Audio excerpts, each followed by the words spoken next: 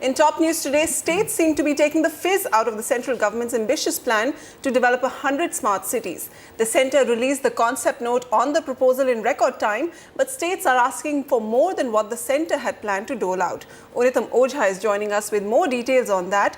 Unitam, what were the states demanding from the centre and what has been the outcome of that high-profile meeting that the Urban Development Ministry held with the states?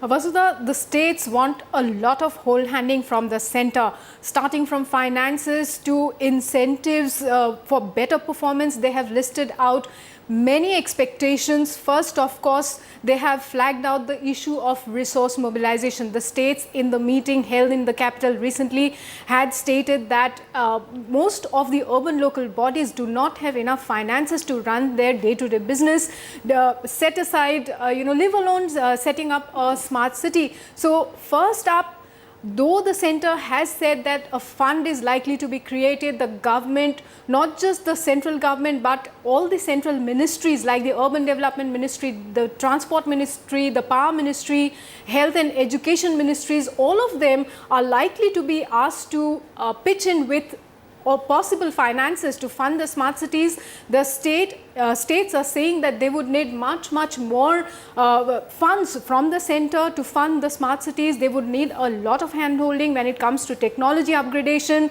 capacity building at the local level, at the local authority level. There too they want a lot of help from the centre.